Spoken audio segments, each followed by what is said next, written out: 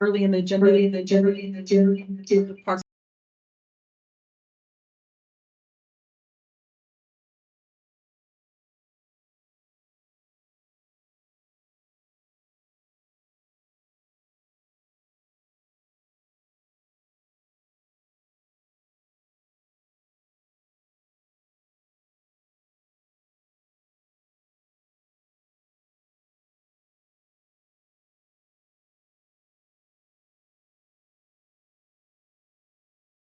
For the Hayes County CLG program. And we're concerned because even though I live here, I like didn't notice. We got a call from a citizen who noticed that the park had like a big hole in it. And you may not be aware, but the entire block of the downtown park is designated a state antiquities landmark, which we call an SAL. And to do anything on that property, you have to have a permit from the Texas Historical Commission. So when I got that call on Friday, I called my contact with THC and they looked up and they were like going, no permit. But we got a big hole. Now I did call like an assistant city manager and she assured me that no work would be done until all of that was on. But Sorry, I'm not used to being in here. that needs to be done. And we would like, of course, well, now we're gonna like demand input. I'm not sure that's the best place to put bathrooms, considering that the city of Kyle owns so much property adjacent to the park. I think you can do better. We expect you to do better. We expect you to respect our historic resources. Okay? Now, whether you do or you do not, that's pretty much up to you, but we're asking you to be respectful and understand. I mean, there are like all these rules and regulations, according to like, historically designated properties. There's not that many in Kyle. And it's basically like the downtown park, the depot, and the Button Branch Bridge. Does anyone know where the Button Branch Bridge is? Okay, it doesn't matter.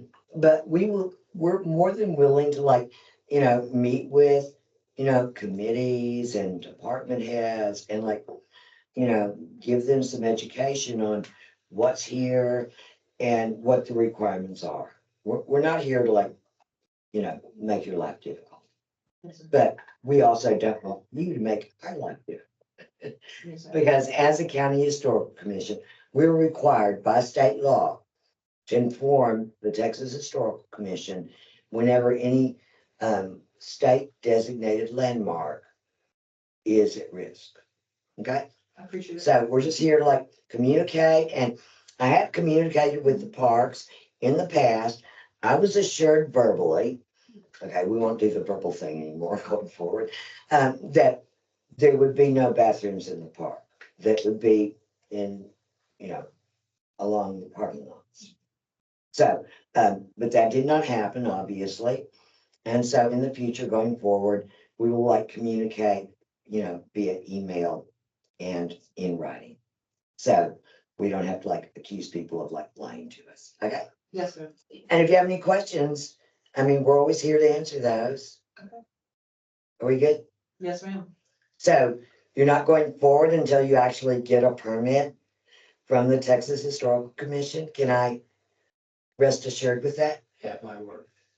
Oh, if I have Jerry's word, That's golden. love you. Thank you. Thank you. Thank you so much. And thank you for all you do. Thank you. Seriously. Thank you.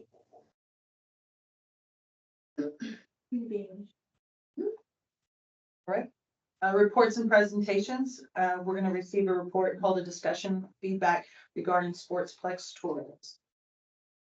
Alright, seeing as I'm share the screen, since I got feedback on mine. All right, so last month, the Sportsplex Task Force, which consists of, 3 council members, or 2 council members and a county commissioner. So it's Councilmember Heiser, Councilmember Rizzo, and, County Commissioner Michelle Cohen. That's the task force, and then there's staff also that assists the task force, myself, our Assistant City Manager Jerry Hendricks, our Economic Development Director Victoria Vargas, and our City Manager. Went to Scottsdale, Arizona, and the Mesa, or Denver, Colorado area to look at different sports complexes, February 15th through the 17th. And on this trip particularly was Mayor Pro Tem Robert Rizzo and County Commissioner Michelle Cohen. Mayor Travis Mitchell was also able to fly in for a couple days, and then city staff that attended were myself, Brian, Jerry, and Victoria. So the goal of the trip was to look at different sports complexes to get ideas for the sports complex that we are building off of 1626. As you all know, the RFP for the Sportsplex was posted, and is now reposted. And they will be moving forward with a selection of a design firm, as soon as that RFP closes. So right now it's the time where different firms can come, take a visit, go see the site, ask any questions, and then submit their proposals. So the different parks are like that. The first one was the Aurora Sports Parks in Aurora, Colorado. This park is ran by the Parks Department. It's a little older. It was built in 2008. It features lacrosse, football, soccer. They have 10.2 acres with full-size soccer fields on synthetic turf. They also had 11 natural grass fields. So that's kind of been one thing that's been brought up a lot. What kind of fields do we have? Do we want synthetic? Do we want turf? Do we want a mixture of grass? Do we want a mixture of both? What sports do we want to aim towards? And with soccer, football, lacrosse. So kind of getting to talk to all these different parks, see what sports they have, what turf surfacing they have. The city of Kyle has undergone a feasibility study, and the results of the feasibility study will be discussed later on, I think this week or next week. And then they'll start narrowing in on exactly what our sports complex is gonna be. Parking, they have 2,526 parking spaces, but we found that parking was the common issue amongst all of them. No matter how many parking spots they had, they still never had enough parking. It is 7. We spoke with each sports complex about kind of the number of tournaments they run, the leagues they run, how much revenue they generate. We found that some of them don't even run year round. Some of them shut down their fields for, 6 months, 4 months at a time, to do maintenance on them. 4 to 6 months. Yeah, so like Of specifically, continuous time. specifically in Arizona, because it's so hot, Mhm. they, one of them shut down for half the year. They only programmed for the other half of the year because they had natural grass. Yeah, some of the sports complexes, they'll just alternate, like while one's being worked on, they'll use this one, and then they'll tag this one out, they'll use this one. And so that's what they kind of did in Arizona. Yeah. So in Phoenix, Arizona, they had the grass fields. And so when their grass fields were closed for the season, they partnered with Mesa, Arizona, who had fully synthetic turf fields. It's exactly. Yep. And then we spoke a lot about cost for replacements, cost for maintenance. We talked about their maintenance plans. They were able to share their maintenance plans with us, which was really helpful. And a lot about water and irrigation and how you keep those grass fields looking beautiful. Those are kind of the common themes amongst all the visits. So the next photo is a picture of signage. This crew that went on the team really liked this type of signage. And to the right was some artwork. So those are 2 things that they want to see in art park. And maybe some really detailed, easy to read, but thorough signage and some kind of art component. I'm sorry, Yeah. on this artwork, is that like, can kids climb on that? If Is that's a that- primer piece. Okay. That's one. Yeah. I'm sorry. Okay, these are just examples of what we saw. Sure. Mhm. How many acres are we working with? Total 38. It's a perfect, Mhm. roughly. This one was 10.6. So, yes. Mhm. So we're working with 38. And don't forget, our proposed sports complex is on both sides of 1626. So the idea going into it right now, and that's all gonna be decided by the sports complex task force, is that on one side you'll have practice fields, and then maybe on the other side there'll be more competitive fields. So that's kind of the thing in behind it. And it's gonna be like the city's sportsplex, it's not gonna like go wide. It's gonna be on city-owned property, and as far as managing, that's still yet to be determined. Okay. By Okay, who? so it's gonna, so By the the county, it's gonna be city/county, right? So the county is matching the city funds for the Right. funding through the Right. bond, but as far as who owns the land, it's the city. Okay. And all the amenities, it's the city. Now whoever manages the amenities is to be determined. That's precise. So It will won't be this- the county. Yeah, I'm sorry.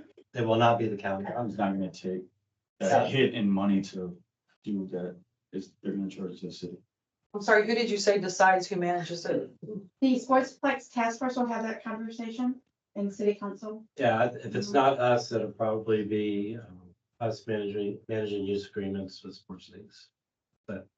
So be contracted out? Maybe, I mean, none of that's been determined yet, but the county's not in the business of managing parks. The next park we looked at was in the city of Glendale, Colorado, and this park was also managed by the Parks and Recreation Department. They spoke a lot to us about their drainage system, their irrigation system. They actually put tarp over their fields when it's not being used. We spoke a lot about grass with this particular group. They spoke a lot about Kentucky bluegrass and the different types of grass and why they chose the type of grass they chose based on the climate that they live in. This particular field featured rugby. But it was also a multi-use field where they have a lot of special events. So they host movies in the parks. They had like 3,000 people at the movies in the parks, which I thought was crazy. Like all the other complexes we looked at, they use Musco lighting for their field lighting. We're really familiar with Musco lighting. One of the new things they have is where you can control it on your phones. We use Musco on one of our fields out at Greg Clark Park currently. And they also, one of their components, they had an indoor event center.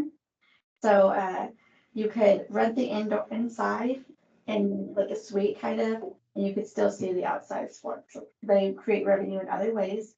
But in the inside, they also had a fitness component, exercise weight room and a gymnasium, which they had the local they had a agreement with the local YMCA, where the YMCA manages that part of the building.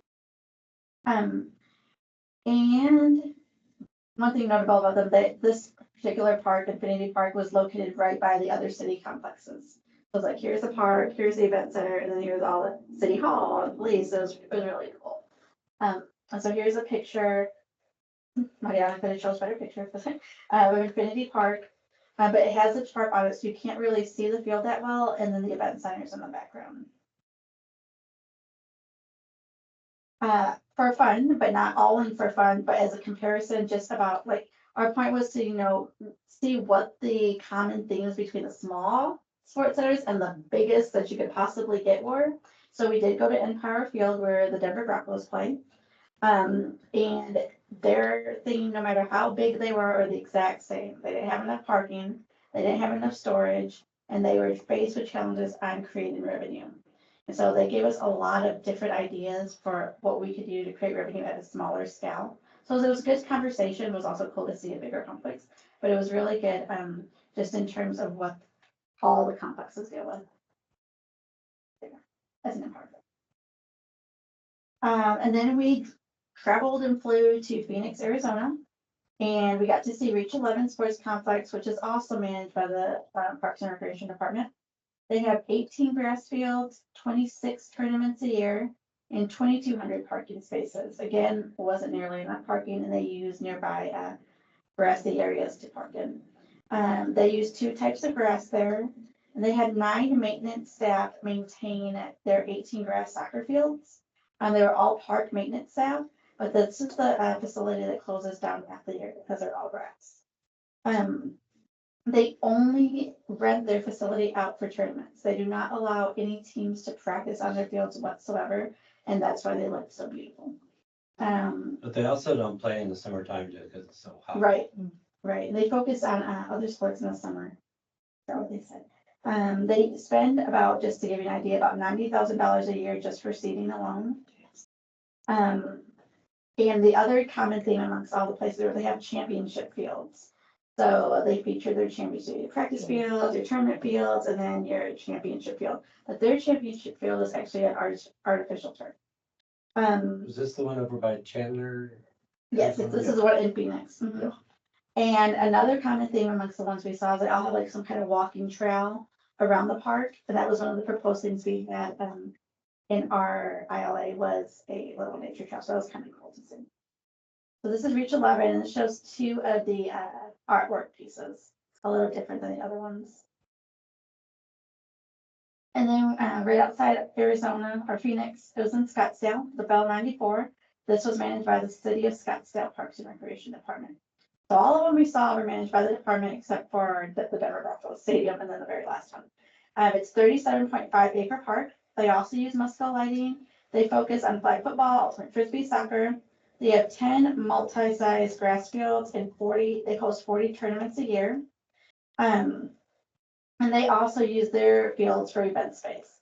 So they were all grass natural fields, but they would tear apart their fields for special events.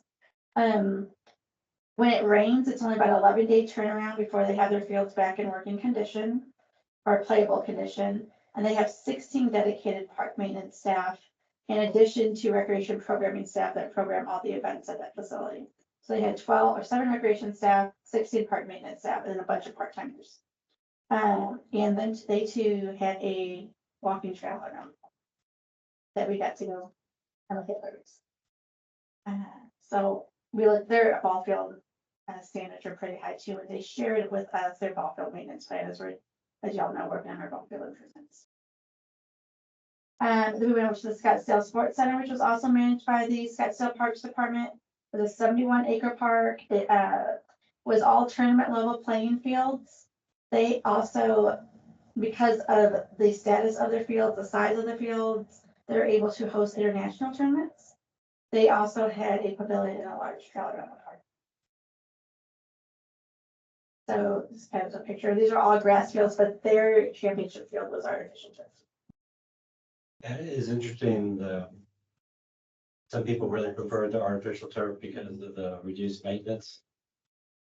But some people also prefer the grass because the teams typically prefer the grass because it's easier on bodies. But it is interesting to have people who are either really for one or for the other. Interesting enough, you still have to water the artificial. Yeah. And one thing, like you're saying, like even though we've heard a lot about how right now it's trending that the athletes prefer the grass over the artificial turf, but when it rains and then their games get canceled and they can't play, then they prefer the artificial turf. So it's kind of a little feedback on both sides. And then we went to Riata Sports Complex in Scottsdale. It is not open, it's just opening this month. It was a 29-acre sports park. The budget for that park was 18 million, and just kind of comparison to our park, right now we have 14 million approved in the budget. They use Musco lighting, 5 international fields, a walking trail around, and a shaded pavilion. So just a bunch of common themes throughout. And that's the one that's opening this month. And then on our final day, we went to Legacy Sports Parks in Mesa, Arizona. If y'all know Legacy Sports Park, it is a privately owned facility. It has 8 baseball and softball fields, 17 basketball courts, 24 soccer fields, football, lacrosse, 57 indoor volleyball courts, 12 beach volleyball courts, 22 futsal courts, and 41 pickleball courts. And all their different sports areas had a championship field. They were obviously more focused on revenue. They weren't funded like all the other facilities went to by the city. It's a private facility. They have a total of 207 employees. And the next picture shows you some of the indoor volleyball. They had an indoor weight facility, strength training as well. A little bit of their outdoor fields. It was all synthetic fields on the outside. And there's a huge volleyball tournament going on over there, so it's kind of cool to see. I think there were 18,000 people there the day that we were there between all the sports they had going on, is what I was told. How Enough many parking? acres is that? Mhm. How many acres? Was Is it? it 27? I don't put the acreage on that one. But that's somebody has come in and built that and yeah. And they had Yes. 57 indoor volleyball courts, and they were all in use. And then there's the outdoor pickleball courts, and then there's the championship stadium for pickleball. Did it say what the cost of that was? It's an interesting question because the original people that built it had $250 million of taxes and municipal bonds they used to build it. And they built it all at once and they opened it all at once. Well, And less than 2 years later, they were bankrupt. Mhm. And the guy that bought it, we met the guy that bought it and he bought it for 9 cents on the dollar. wow. Oh. Wow. And he's in the process of, reorganizing it and all that. Sure. But he had parts that were underperforming that he hadn't opened up yet. He opened it up in stages, and that kind of was one of his lessons was, if you're looking at your monetary return, that you typically have to open up in stages so you can start getting cash flow to pay for what you already have. It's interesting. It is a beautiful complex. But for the private facility, the super duper large facility, and then all the parks and rec owned facilities, the common similarities, like we talked about, this challenge for parking, storage space. We saw that trend was that not really concession stands were used. It was mostly everyone brought in food truck, including the last one that we just seen. A need for park security, so dedicated staff like park security. More field signage, we talked about fencing, we looked at the scoreboards and the displays, we spoke about the art. And our utility park district. A lot of the fields that we looked at were multi-purpose fields, the ones that weren't shut down. They also hosted a lot of special events. We talked about the maintenance requirements between artificial turf and natural grass. And then just what we were told in those areas was that artificial turf is preferred over the grass by athletes. But they did get mad if they got rained out. So that's a lot, that's kind of the discussion, was like, well, we should really look at maybe doing some of both and half and half. Yeah, I think you need, I think it has to have both, because artificial turf is hard to play on when it's super hot as well. And then some of the topics that the sports park task force, plan to consider in the future, like we mentioned earlier, who's gonna manage the park? Obviously, we've seen some that are run by Parks and Rec, we've seen some that are run privately. We obviously don't have the staff right now, so that's gonna be a discussion that's gonna come up. Who's gonna maintenance the park? And what kind of culture do we want the park to be? What sports are gonna be at the park? So the feasibility study that was just completed is gonna play a huge role once the task force gets to discussing that. And then looking at future development, like do we start small and then expand, or how the task force is gonna have to decide what is the plan for developing the park? And what partners do they want to engage, advertising, events, and then focusing on that what we're building. So those were kind of the outcomes of the trip. Yeah, so the Sportsplex Task Force will be meeting to go over the feasibility study. The RFP is posted, they get those back in, they'll review them, and then they go back to city council to recommend a design firm that will come up with the design of the park. Once that firm's selected, that's when they start the public engagement sessions and really start narrowing in and, okay, what's this park gonna look like? Kind of where we are with the project. So what, in comparison, what are the size of those cities in comparison to Kyle? So pretty similar. So Scottsdale, Mesa in population size, Scottsdale is bigger. Mesa's, they're both larger. With our projected population, we're trending in that direction. Okay. And of course, Phoenix is huge, but the facilities we looked at were similar in scope and size to what we might need really in Phoenix. Okay. But not Infinity Park. Infinity Park was much at a larger scale. The Denver ones were at a larger scale. Okay. A friend of mine works with a company out in Dripping, and they do the material for the playgrounds. And he showed me. I asked him to send me. He showed me an art piece that they did in Alpharetta of the avatar tree with that the kids can climb on, made out of that material. I've asked him to text that to me. I'll forward that to you. That's really cool. So that might be something fun to consider. Those are exciting. Although I do have their championship fields. Is there any concern about having that property that's only used on a limited basis? It's not a championship field in the sense of like, It's only used once a Right. year. no, it's a Okay. championship field in the sense that But you have 4 really good turf fields. So Uh-huh. that is where the finals are held, and that's where, and then they choose a field to call it championship field, but it's usually the more, There were like pool games still on those right, fields. you still have pool games on the fields, but Okay. they call it like center court at Wimbledon. It gets used during the, Usually has spectator Tournament. space. but yeah, it has more spectator space, or it's just a Okay, turfed, okay, thank you. yeah. Any other questions about? Do we know what is the most popular sport? Like in terms of like what your focus should be? Yeah, so I don't think we know right now, but Economic Development Department just completed a feasibility study specifically for the sportsplex. And when those results are shared with us, we would be able to tell you guys. I know the results are coming in. So they queried the citizens, or how are they? Yeah, so the feasibility study that Victoria just completed, I know they did some community survey, they spoke with staff, they spoke with local sports organizations to gather their data. Considered going vertical in the parking? Okay. I want to make sure, because But everywhere you go, there's parking. I mean, people park Oh, yeah. for miles. Does that mean vertical parking? Just a parking garage going up, it's free. like at House Park.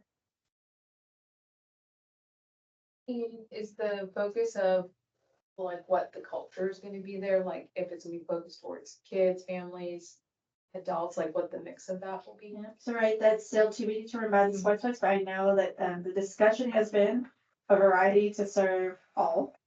I don't think it's been narrowed down if it's just gonna be kids or adults at this point.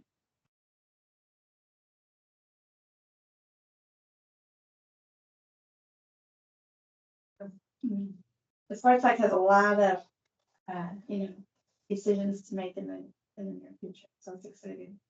I think to be big, I have that baseball field Starplex, I think, Mhm. and it's like the amount of people like they jam into that is crazy, so it'd be nice to have a bigger space. Yeah, and you think about like if you're turfing a field and it's painted for soccer, it's also used for flag football and everything else, 7-on-7, whatever it is. Yeah. So that's just the size of it. I mean, you say you can say it's a soccer field, but you're using it for all kinds of. There was one facility we looked at, it was lined for so many different sports, that it was just I think it was overwhelming, they mentioned. But yeah, they had lined it for lacrosse, flag football, 7-on-7, soccer. But there were a lot of lines up there. Almost too many. Almost Yeah, they said overwhelming. it was too many for them, but Yeah. I mean, Usually you don't They got line it used to for, it. usually you line for soccer, and then you go, okay, like in Pflugerville, when we go play 7-on-7 in Pflugerville, all those fields are lined, beautiful fields are lined for soccer, they're turf, and then they have grass fields. But they use cones or temporary markers for 7-on-7. Do you have to wash it off if you're? You doing can, that some of the paint is, you spray it off like, pressure wash or whatever. So, the RFP is posted right now, anytime. where is that posted? It is posted on our City of Kyle website. And it's a link to our RFQ page. Thank you. Mhm. We're gonna receive a report and hold discussion and provide staff recommendation on the 2024 Movies in the Park. Yeah, I'm gonna turn it over to Amy. So this was originally going to be presented by Shane Boyer, the recreation coordinator over family services, but you had it today, so it's it. Today we're gonna review, the 2023 recap along with the 2024 projected outlook for. On the agenda, again, I'll go over 2023, map of the location, 2024 outlook, dates of the movies, and summer movie options. Some of this will give you ideas of 2024 features, selected. So we're asking Park Board to make a recommendation on the selection of movies for 2024. It'll be 5 selected movies for the summer, and then 2 seasonally, 1 for Halloween, and then 1 for Christmas. And just historically, Park Board usually votes on it, right? Is that new, the Halloween one? We did the first one last year. Oh, okay. Yeah, so we got, honestly, the Christmas and the Halloween kind of bring in the most people. The Christmas was This was amazing. very, very, like a lot. Good thing we are at Lake Out. But, so 2023 recap, registration was not required. The movies in the park are free and open to the public. We had no cancellations due to weather. We had over 1,000 attendees for 2023. The movies were held at Greg Clark Park for the summer movies. Next, this is the image of the 2023 Christmas movie. We held it at Lake Kyle. It was great because we were able to put it together with the the lights at Lake Kyle. So I think that's what also brought a lot of people along with the ice skating rink. But we were able to have we had about 5 food trucks out there. We had raffles. The theme was Grinch, and that was part of the movie as well. We did a few raffles and good time. We had some people come dressed up as the Grinch as well. And we had a the Grinch came through. This is the location for the movies in the park for this summer. It is at Greg Clark Park. We utilize the basketball court. It's the best location for if it does rain, if it is saturated, they're able to sit on the basketball court. And this parking over here to the left, people are able to view from their cars, so they don't have to get out. And then the parking over to the right is where we have vendors, but we also have vendors set up also in the parking lot for food, and we also bring in sponsorship so they're able to set up out at this movie as well.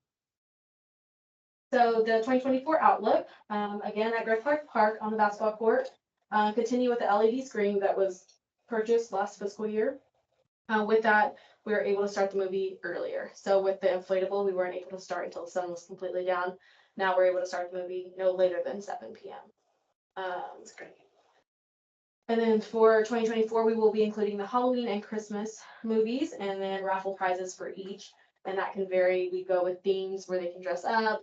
It kind of just depends on what movie you guys select or recommend. That way we can, and it'll continue to be free. We have at least 2 to 4 vendors per night to offer food, and you're able to bring food as well. You don't have to eat at the location. We have music going on pre-movie. We have a slideshow of upcoming events, and it has QR codes for anybody that wants to register for those. And again, the raffle giveaways before the movie start, and then we'll be able to do the earlier start times with the LED screen. Staffing for this, we have 1 recreation coordinator, and since we do have the LED screen, it takes less manpower, so we only need 2 maintenance staff. And then the recreation coordinator seeks sponsorships to help with cost. And then again, we are requesting for the park board recommendation for 5 summer movies, 1 Halloween, and 1 Christmas. So back when we had our inflatable movie screen, it would take 6 to 7 guys to put it up. So now it's really nice. They just have 2. That's nice. All right, so the dates for 2024 will be May 3rd, June 28th, July 12th, August 2nd, September 20th. The Halloween movie is scheduled for October 18th, and the Christmas movie is scheduled for December 13th. No, some of those options. All right, and then I'm gonna leave it on this screen for a little bit, so if you wanna pull out anything. So these are the options for movie selections, and this is based off of information that Shane has received from Swank, which is the company that we utilize for the movies to get the licensing. Sometimes some movies are not available if they have, like, for example, a new Marvel movie coming out, they're not gonna allow us to rent out any Marvel movies. And cost is just dependent. It can vary between $300 to $600 per movie. Yeah. Yeah. Just for the But licensing. it was a really good movie season last year. Good. Oh, that was awesome. Yeah, the things dangling down are LED lights. Oh, that's cool. There's Super Mario Brothers, Yes. The Bad Guys, Toy Story 4. So we need to choose 5 movies from here? Yes. I'll come back to this screen. I'll go over the next. Are there even the Christmas movies are in here? Yes, they're on another page. Oh, okay. I was like, I do not see. So, Christmas. Halloween, Halloween would be out of these 5, and then Christmas would be a selection out of one of the 5 for Christmas as well. Okay. Yeah, I think You could like tell them. Would y'all like me to go back to the original You want us to choose right now? Yes, we have to have you guys give a recommendation today. so 5 for the regular and then each one from here. Yes. And we'll do better, like, at reminding y'all when we send out the agenda, so if you can review the attachments, it'll be better, like, when we have a item like this. Okay, cool. Okay. Polar Express, Dr. Seuss. You want to help them out and we just vote? We'll make a motion. Yeah. I'll make a motion to vote on the movies for, Yes. making a motion to vote on the movies for, movies in the park. Can you go back to the previous slide? A second.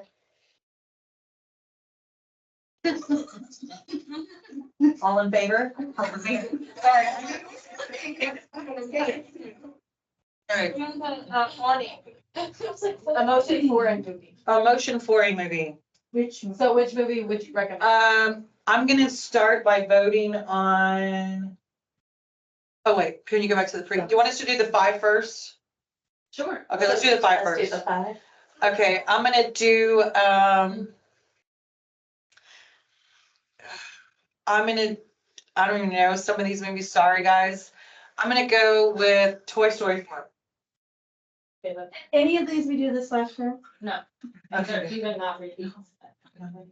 we have Super one Mario vote. Brothers is good. Okay, can I just tell you my 5 I would choose? Okay. Can we just pick Alright. one There's a each? motion on the Yeah. table. Yes. we pick one each. Joe, So there can currently like is a that. motion on the table. I motion that we, all pick one each. There you go. And let's try to, reach every demographic as we, some are gonna be more kid-based. I'll go with the kid one. Toy Story 4. All in favor for Toy Story being one of the months? Great. Next. My part? Yeah. I will do. Real, Jumanji, Welcome to the Jungle is that the first one? I'll do that one. Okay. And, yeah. All in favor of Jumanji? Okay, next. Easiest year ever. I'll do the adult one. Okay. The here- bad guys.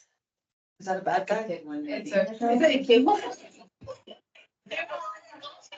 What, the Mark Wahlberg and the dogs.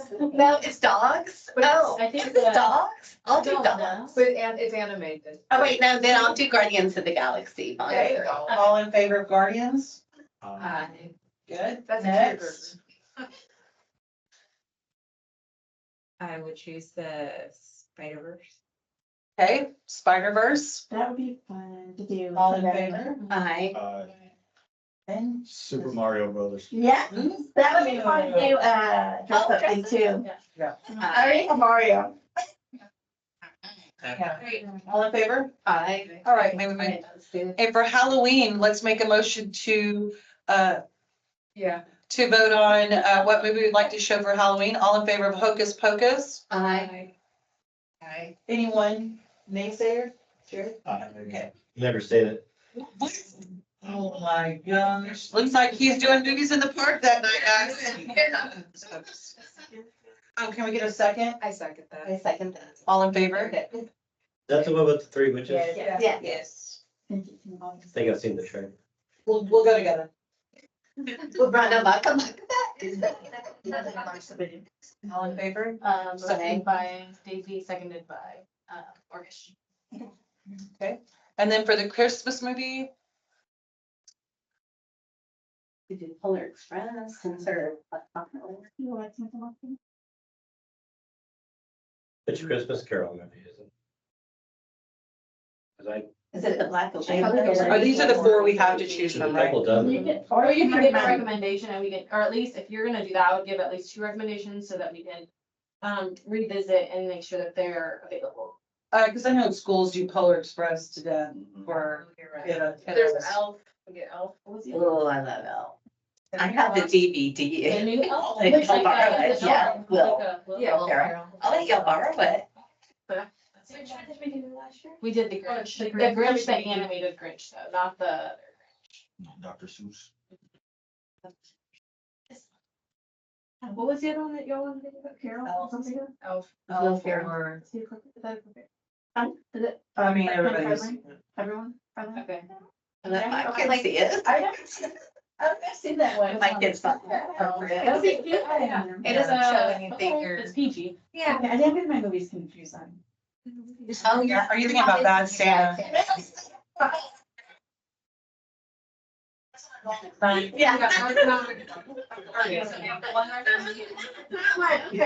One recommendation. Yes, Do y'all want to get one more?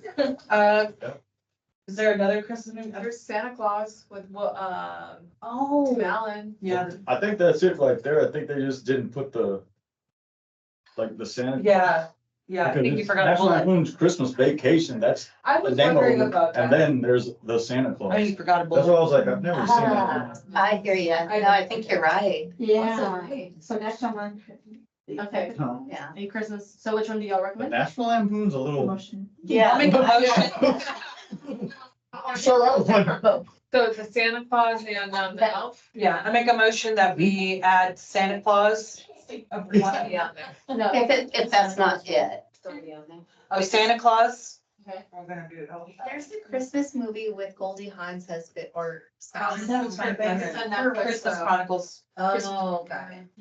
Oh, I'm a Christmas connoisseur, so. Oh, yeah. So, a family film movie? Yeah. Yeah, they're Very so kid cute. friendly. Okay, so recommendation for all three, and we'll just keep, which one we Wait, yeah, everybody has to watch them before it's done.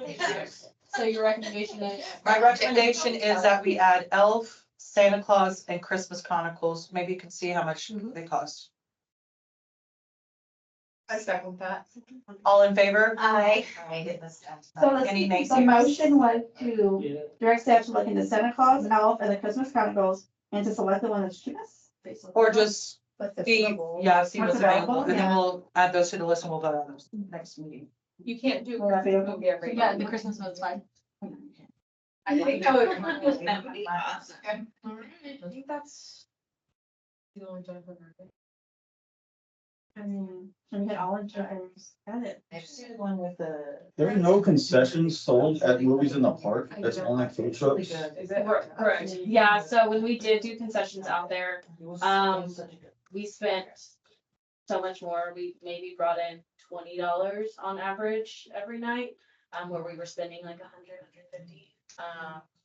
And so that's why we brought in the food trucks to provide those snacks and stuff. And do they give you a percentage back, or they just rent the No, we space? Not last year. No, they pay for the space.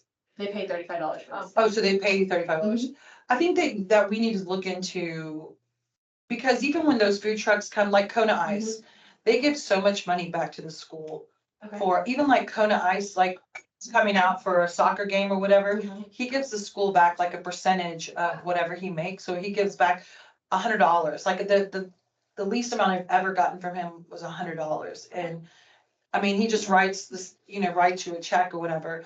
I know that Donut Envy does the same thing, like Mhm. they come out and they give a percentage of their sales back, right? So if they don't make a ton, whatevs, Mhm. but I think that, I don't know. Try to work with those to give back. Right, yeah. How did And y'all, I'm sorry, go ahead. how'd y'all present the concession stand though? Was it a So- table? It's tables So it with, At wasn't that like that, time, like it wasn't the actual concession stand by the bathrooms? No, that's not. they're storage units. Mhm. Do you maybe wanna look into cleaning out storage units? And Oh, that's utilized with, Kyle Hockey. And it is not up to par to hold food in, for Yeah, sure. one of the things we saw on our tour It's been a was while. Yeah. concession stands that have been built there no longer being used because they're just not economically feasible. Well, I think the food trucks would be good if we can get the right Stuff there. type of food that everybody's looking for, during Christmas, if we have like hot chocolate, candy canes and all the good stuff, and then during Halloween, get the creepy, some kind of goodies out there. I think you do up that fee too. I mean, Yeah. $50 is easy. People are willing to pay $50 to Yeah. go. Yeah, so the vendor fees, in our proposed fee schedule, we did propose to increase them. Because we noticed that, we looked around at other special events in cities, and our vendor fees were on the lower, so slightly increased. And I know I always come back to the schools and stuff, but I'm writing down here that there's so many programs at schools that are trying to make money for their programs, that this is a great way for them to come out and be a vendor for those things and run a concession or run, like you said, and then they're making money for their program and giving the city back some money kind of stuff. I think that would be and I great. know that I'm more apt to go to, Yeah. if I see some Yeah. kids Girl selling. Scouts, so good, yeah, Yeah. exactly. That's a good little a fundraiser kind of thing for the. Absolutely. The home ec, do they sell home ec? They have a culinary, we don't do home ec anymore. It's kind of sad, nobody knows how to sew anymore. But I do. That's it. That attractive, that needs a button. Yeah, I'm gonna make pockets too. Yeah. I think we have what we need, we have the motions, we have the second, we have the votes. We're gonna receive a report and hold a discussion regarding Parks and Recreation Park monthly report. Okay, so you guys have noticed, or board members, you noticed our agenda looks different than it's ever looked, so we do have a new agenda software. And our agendas now look identical to the way city council agendas look and all the other boards and committees. So this is a new format. And so when we send out, the agenda has been posted, you'll just click on the link and then you'll click on the blue links to get to all the different backup documentation. So you can review it before you come to the meetings, if you like to be prepared to ask questions or what have you. So one of those things is our monthly report, and it was kind of difficult to do it in this format, but I just chopped from our weekly report. So it will look a little different the next one. This was just my first time doing it like this. So it won't look like this next time, but, we provide weekly updates to city management, and our city manager sends them out to city council every single week, and those are all posted. Our communications department posts them online. Right, so we just took our last weekly update and put it in here, because it's usually just a list of things we go over. So, we give our updates by division. So our beautification division, we list what they do each week, how many bags of trash they pick up, what area of the town they're maintaining, and then any other issues that might come up. So at the next city council meeting, one of the beautification items we have on the agenda is to consider a renewal for the contract for maintaining our city's right-of-ways, medians. Right now, we currently have a contract with Brightview, and that they maintain our city's right-of-ways and our medians once a week. And our beautification staff, who's now under Parks, maintains the right-of-ways and medians every day during the week that the contractor's not there. So when we go to city council, they'll look and discuss if they want to renew that contract or if they want to look at other options. And we'll be presenting a comparison of what it takes for the city staff to perform the work compared to what it takes for the contractors to perform the work. And then that decision will be made by council, how they want to move forward. So our beautification division right now has been performing the work, just until the contract's renewed or not renewed. Park maintenance, now that the weather's nice, like just catching up across the board. So they installed the brand new yellow topper fencing at Field 5 at Greg Clark Park. And then they started moving over to fields 1 through 4. They installed the yellow topper fencing on fields 1 through 4. They're getting the new dirt out there. They got a new scorer's bench table at field 5, new bases for all the parks.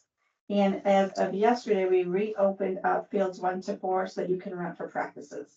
So since the drought had been so bad, fields 1 through 4 were not rentable. They were too dangerous. And they're finally able to start renting those again. The Steeplechase Park crew has been repairing the creek crossings at Steeplechase. Again, these are temporary fixes. We usually have to replace them twice a year until there's a more permanent fix at Steeplechase Park, which is one of our proposed projects in the next 5 years. But whenever we get a really bad rain, the creek crossings get washed out. So they're working on those. The trails division is really exciting right now because we have a whole new trails division. We have 3 new trails employees, a new trail supervisor, and they've been going full speed ahead out there. They had the Earth Day giveaway, early Earth Day giveaway because of planting season. So they gave out over 100 trees the other day. Last Saturday at the Post Oak Garden. They've been working at the garden. They got the sign up finally. Engineering plans have been routed through the system. So as soon as our public works guys are able to take a break, not take a break, but as soon as they're able to go help us build a parking lot, they'll start moving over the ADA plots. So the community gardens finally moving. And then that's also the group that works with the Girl Scout volunteers and all the community service workers. Admin, which is most of our administrative assistants, and they do the renter reservations. So not too much right now, but as the weather gets better and we start moving into Easter, like we know Easter weekend's going to be crazy already. We've got tons of calls if they get to do confetti eggs at Liberty Park and just different things. But Easter is always our busiest weekend. We had only 1 rental at the Creek Center, only 1 rental at Steeplechase. And Amy is now overseeing our office manager, and so what they're doing is they're gonna be providing revenue reports each month too. So I have a more detailed revenue report, so you guys only see what we're spending, but you can see our revenues as well. Our special event division has been going full speed ahead on final plans for the Kyle Fair. So at the last council meeting, city council did vote to not move forward with the Pie in the Sky event. And those funds are gonna be reallocated, and the reasons being were mostly because it's very weather dependent. So sometimes the hot air balloons can't go up. It's just kind of unpredictable year by year, even though last year was pretty successful. So we're focusing right now on the Kyle Fair. And then this Thursday at city council, I will be asking city council for an amendment to increase our budget for Kyle Fair so that we can have things such as fencing around our event, better performers, just different elements of the event that we've been wanting to add. And so we'll do that on Thursday. Mhm. One sec, is there a way to see like what you need for Kyle Fair, like, just like, oh, I'm just making this up, like, oh, we wanna have this section and we need sponsorships, or like to see what sponsors are providing or what you need sponsorships for to provide, like something that you want, like a wish list that you want for Kyle Fair to go, like, man, we could use 2 sponsors for this, or, so we could maybe help out with that. We don't have that posted anywhere. We have the Kyle Fair website, but don't post what we need. It's more of let's just talk to Claudia and have that conversation. She can kind of tell you. But right now we're seeking sponsorships at a whole nother level. So she's working really closely with our economic development department. And they're really going after some community sponsors. But as far as it posted what we need, no. Or just for us, Mhm. like, so that we could maybe help her Yep, with I can get Claudia to sponsorships. get something to the board members for sure. Have they started looking into different kinds of events to host during the fair? I mean, Mhm. since for the city of Kyle, try to keep it pie focused, like pie eating contest, pie baking contest. Yeah. And I think, like we did a lot of that for the Pie in the Sky. Mhm. And then kind of like the theme for Kyle Fair is more that, fair theme, like the boots and the tech extravaganza. But there were some pie vendors there as well. So yeah, I'll talk to Claudia about that. We have a lot of in-kind sponsors this year. So not so much monetary donors as of right now. We're in need of some monetary donations. Yeah, we'll share that information with you all. Yeah, cause we may know somebody that wants to help, and I would love to help her. Yeah, even like if there's someone who wants to sponsor the stage or sponsor the Right. VIP tent or sponsor the different events that we have going on, the Gathering of Kyles, like that's what we're really going after right now. Okay, cool. Yeah. And then our recreation division, Amy's division, they are getting ready for seasonal everything. Seasonal pool staff, hiring seasonal summer camp staff. They have some spring break camp next week. So they've been doing interviews galore. Youth basketball league started on Saturday. I saw you officiated. It was a long day. I think so far the feedback we've gotten about the facility being over at Baylor has been positive so far. I don't know if you guys have heard otherwise. They have the senior chair volleyball league season going on.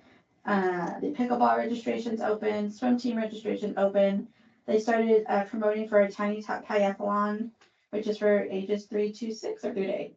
3 to 8. Yep. Our new aquatics coordinator has tennis coordinated out at Lehman High School now. Oh yeah, sorry, sports. And then Amy and her staff, some of them went out to Texas State University for recruiting. They're working on market days. This Friday, we have the International Women's Day celebration downtown from 5 to 8. There'll be music and there'll be opportunity for the women and men, whoever come to get wine. Working on Easter extravaganza, which is March 30th. There's a whole bunch Amy's division's doing. And then they hosted already the Valentine's dance. This was the last weekly report when this was due. And so then some of the projects that are in progress, the Steeplechase Park splash pad and the Greg Clark Park splash pad as of today are completely installed. We have to do the semi-perimeter fencing still. And then we have staff training on Wednesday. Our brand new pool maintenance technician started today.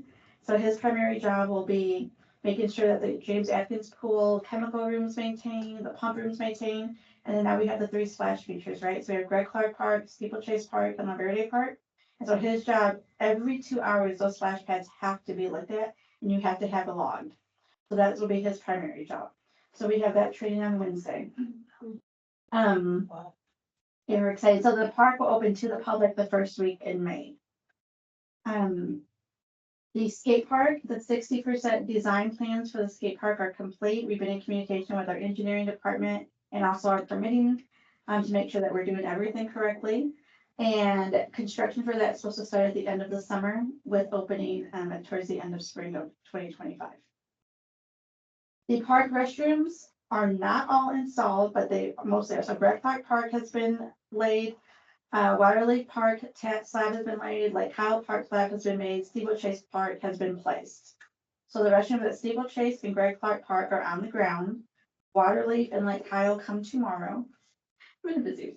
And then downtown park, as you know, Miss Knight spoke, we'll be just having to go through the proper permitting process on that one. The original plan, as we told, was to put the park on the outside of the park in those parking spaces that are kind of across from the karate. However, we had to go back and forth, and after staff met, the best possible location for those, based on the water lines and everything, was in the quadrant right where the castle was. And it's true, we did at that time did not go back to the historical commission, and so our permitting, they're going through the permit process just to make sure that we're good to go. But the original plan was to put it in the street.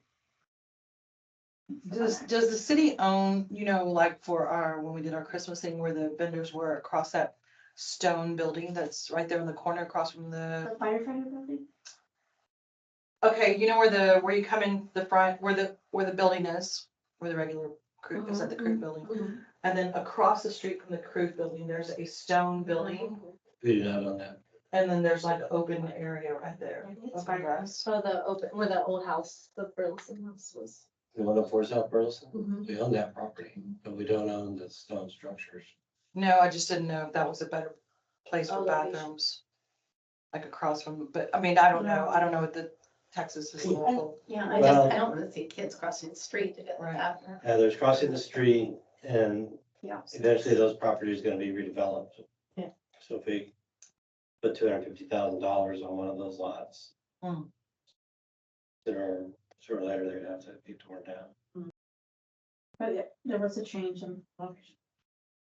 The park cameras are completely installed. All of them are online except for La Verde Park. We're waiting on internet. Our IT department's working on that. Heroes Memorial Park, we're waiting on internet there. But the rest of the park cameras are installed and are online. The only people who have access to review camera footage is our IT department or our police department. So if there's occurrence, we'll make and submit a request through them. That's it. The aeration project at Cool Springs and Lineberger Lake is now complete. Got a bunch of completes in the last week, by the way. So we contacted Texas Parks and Wildlife, and they're looking when they bring over larger fish from other reservoirs to Lake Kyle, maybe dropping some fish at Lineberger and Cool Springs as well. So we'll start, the problem has been, it's been too cold for them to move the larger fish from the other reservoirs. So now it's getting warmer, they'll be able to do that. We talk to them probably every other day now. It's just they've had a hard time gathering the larger fish, but they want the larger fish because it takes a while to establish another fish population. I don't know about fish. I have a hard time. Excuse fish terminology. So now that the aeration's done, we do have already budgeted to start working on the Lineberger Lake development. So at least it's just the picnic tables and the benches at first, and then like we're requesting for the fishing pier and the dock that we talked about in the last meeting. And then the rest of the stuff that's funded for this year isn't on hold right now, but we have a brand new purchasing department, which is really awesome, and a brand new in-house city attorney. So we're kind of just going through a different process now. So I have to kind of regroup on our timeline. I just can't go posting and, like we were moving before. So the projects that are funded for this year that we still plan to do, just on a different timeline, are the bike BMX park, the tennis courts, the pickleball courts, start to the ball field improvements, the fishing pier and the pavilion at Lineberger Lake, the shade structure over the inclusive playground pieces at Lake Kyle, Masonwood Development is not gonna be done this year, it's in the next fiscal year now, we moved that one over. The Waterley Park improvements, which we'll talk about in a minute. Playground improvements, and Heroes Memorial Park restroom, and then the artificial turf at the pool before the season opens. So, any questions on upcoming projects? Okay, thank you.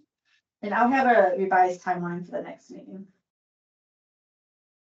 We'll receive a report, and have a discussion, provide staff. Oh, I'm sorry, I forgot Okay. two things. Okay. I just was supposed to also update the board on the presentation regarding the Nalox one, Narcan cabinets and parks. Right now, we just need more time to come up with more options. To see if city council even wants to consider it. So I did speak with our chief of police and we have a dialogue on different options, like does it have to be in a park, does it have to be at a park entrance, could it be somewhere else? And try and get their feedback. So at the next park board meeting, I'm to have options to present to the board. And kind of just reconsider, regroup, and see if that is something still that we want to recommend or not. Yeah, we just want to make sure that we present this and put it out to the public in the most beneficial way possible. Right. And that's what's Brian and me and Marietta and you guys, that's what we want to do. We don't want to put these out in the parks and then they just end up getting vandalized and they're not true to what the That's what- original purpose was. I think that's kind of what we were all talking about before we had to vote on it last time, was that putting it in a place very near a park, like, I mean, there's a convenience store almost by every single park where, you know, like where you put AEDs or where you put wherever, that it seemed kind of, because if we put it in a park, I feel like they're gonna have to replace those so many times because kids are gonna take them, play with them, you know, whatever. So I'm. And one of the other concerns, that was brought up, like, well, we know they're there, so I'm just gonna go to the park and grab them, and then I'm gonna go home. Yeah. And, We don't want to become enablers. Right. And we also don't want perception that our parks are where people go to do drugs. So we want to be true to the purpose, to the mission of those things, but we don't want to do more harm than we do good. and we just need more time before we present. I think so. And then the other item was our 5-year budget CIP projects that we spoke about. So on March 19th, city council meeting on March 19th is when we will present our 5-year CIP presentation to park board. If any board members are interested in going to that presentation. If you have problems. March 19th at what time? The council meeting starts at 7 o'clock.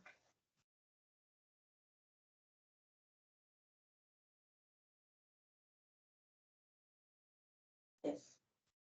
And that's it for the report.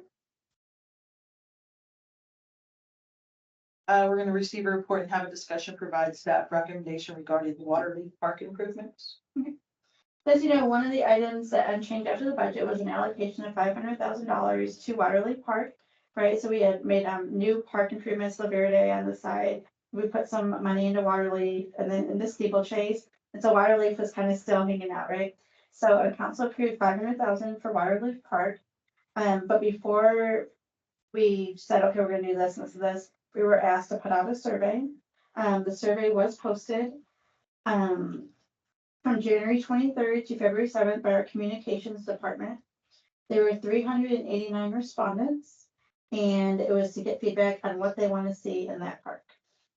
So, the next slide, please.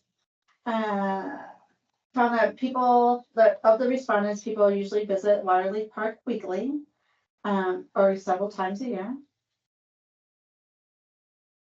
And some of them go to the Plum Creek Trail from Waterley Park. It's kind of half and half of the 389 that go. Some of them do go to the trail, the other half just don't. The amenities that they wanted to see were a dog park, or the number one was parking lot improvements. I don't know about that. The playground, that playground is 21 years old. A dog park, that's probably our number one park for dogs off leash. I think because it's so wide open and it is by the trail, we always have to tell folks to please put your dogs on leash there. The bike BMX park, because of its proximity to the Plum Creek Trail, which is already the location we decided on as Waterley Park. The pickleball courts. So in our 5-year spending, we've asked for pickleball courts at Waterley Park. The community garden. And then improvements to the soccer field and improvements to the ball fields. And then you see some of the topics that really stood out that people liked about Waterley Park was that it's open space and the trails automatically stick out. And the playground, even though the playground's pretty old, it's nice and shaded. So that's still one of the more popular playgrounds to go to. If they could change anything about Waterley Park, what would they change? The same thing, the playground, make it smell better. And lights. Does it smell bad? What's right next to the wastewater treatment plant. So sometimes they can smell bad. The wind. And of the respondents, it looked like most of them had lived there for several years, or at least more than 3 years. And then just demographics after that, their age group were mid-age. And then just a variety of ethnicities. And that was the results of the Waterley Park survey. So in our next, on the 19th, when we proposed to city council, we've been working on the 5-year plan. We've taken into account a lot of the feedback, which was really similar to the feedback that we had before the survey went out. So it kind of just confirmed what we had already heard as far as the projects we selected for Waterley. Questions on that? In March, we rocking and rolling with some more projects, but the ones that we had, they pretty much got completed in the last 2 weeks, so it's been. Feels pretty good. Yes, it's nice to have the cameras down, the aeration down, the restrooms are almost done. We're ready for the next set of projects. So for Cool Springs, I was up there last week with some council members, beautiful trail, walking around it. All the comments were, there's a disc golf set up there, but it doesn't make any sense. No, yeah. And if we're gonna put fish in there, we should probably go in and clear out some of the banks, provide access. Laura Lee, or, Councilmember Harris had mentioned that as well with the, Master Naturalist, that they could assist us with that. Yeah, we have a fishing dock going in there. Not at, Cool Springs, we do have one planned at Lineberger. Yep. We need to follow. Yeah, the design for the disc golf course around Cool Springs was to be a practice holes. But it's really like, the way it's set up is kind of difficult to get your this. Yeah, did the developer build that? Yeah, they just put it in there and said they put it in. Developers, yeah. And for some can shoot. Plan for the next meeting, Yes, just before adjourn. yes, in the time, please. So we need a plan for the next meeting, which will be March 25th. Gonna make a recommendation that we start at 6 p.m. again. I like it. All in, I second. all in favor? Anyone opposed? So our next meeting will be Monday, March 25th at 6 p.m. And then I'll make a motion to adjourn. I second. All in favor? Aye. That down. I think we'll all get it. Yeah. Thank y'all so Thank much. Call if you have any questions anytime. Somebody emailed Claudia about this much. What is the pickleball registration? This. All right, well, thank you guys. Just open. Good night.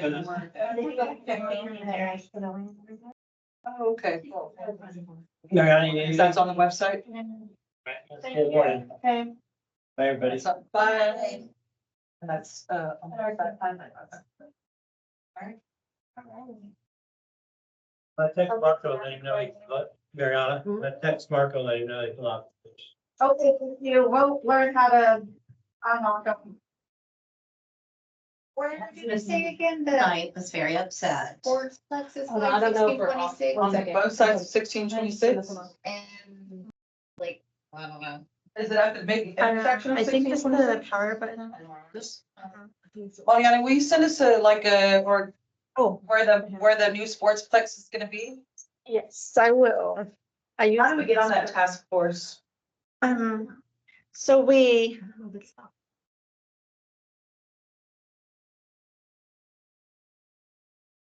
Do they The recycle task in force this building? is just the council members and then the council appointed the commissioner to be on it. So When's public?